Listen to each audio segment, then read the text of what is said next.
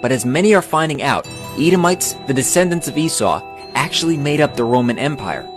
As a matter of fact, the Jewish Encyclopedia also states that the name Edom is used by the Talmudists for the Roman Empire, and they applied to Rome every passage of the Bible referring to Edom or to Esau. Where is Edom today? Esau's land was called Edom. Edom is the country of Jordan and the place of Petra, the city in the mountain. Look at the architecture of the photo at Petra, which is Edom. Notice how it resembles Rome along with many of the structures all over the world.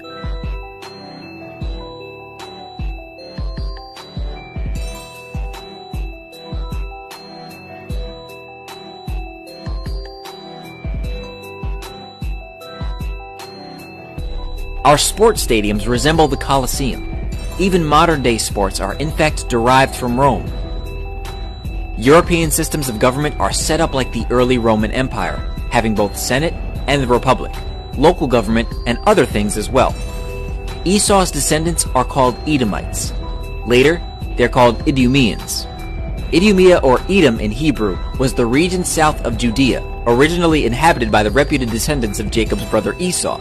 Edom was periodically subjected to Judea under David and Solomon the Maccabees, homeland of the house of Herod. There were no natural boundaries between Idumea and Judea, so the borders were always in flux.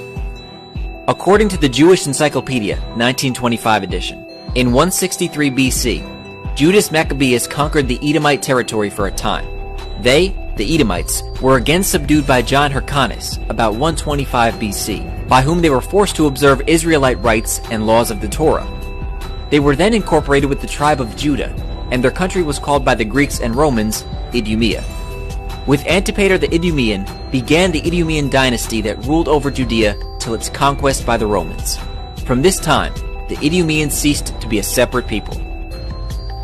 Therefore, Edom later became known as the Roman Empire. With the sacking of Rome by the barbarians came the mingling or spoiling of Esau's seed, thus fulfilling the prophecy of Jeremiah 49:10. But I have made Esau bare. I have uncovered his secret places, and he shall not be able to hide himself. His seed is spoiled, and his brethren and his neighbors, and he is not. The Goths were Ukraine, Romania, Moldova, Belarus, Poland, and Scandinavia. The Saxons were Germany, the Dutch, the English, Northern Albania, Great Britain, Scotland, Ireland, and Wales. The Franks were France. The Lombards were Italy.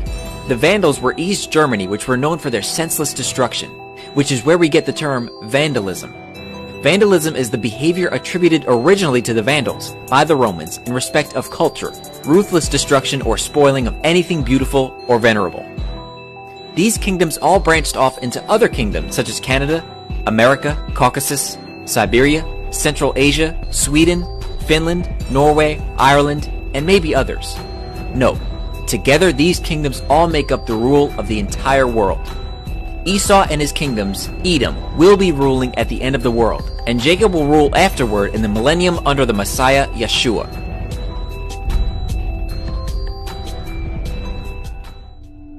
Many Bible scholars teach that the Edomites no longer exist, but Scripture clearly shows them in the last days. Was not Esau Jacob's brother, saith the Lord?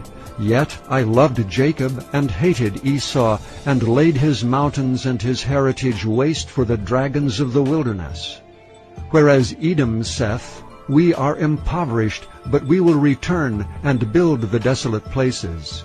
Thus saith the Lord of hosts, They shall build, but I will throw down, and they shall call them the border of wickedness, and the people against whom the Lord hath indignation forever. Many people use this scripture to claim that Edom was exterminated, but this is not what the passage implies. It states very clearly that the Most High hated Esau and laid his mountains and heritage to waste. But in the next verse, it states, Edom saith, We are impoverished, but we will return and build the desolate places. At the time of Malachi's prophecy, Edom was a wasteland between 445 and 432 BC. How do we know this? The Most High said, I laid, past tense, his mountains and his heritage to waste. Edom's response was, We will return and build the desolate places. So if Edom was completely destroyed, how could they say that they'd return? And why would Scripture give reference to Edom still being around in the last days?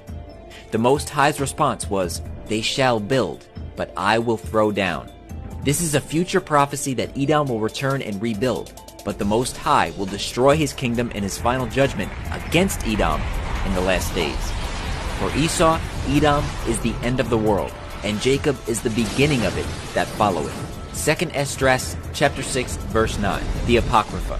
The prophecy in Isaiah chapter 63 verses 1 through 6 confirms that this is indeed what will happen. Who is this that cometh from Edom, with dyed garments from Bozrah? This that is glorious in his apparel, traveling in the greatness of his strength.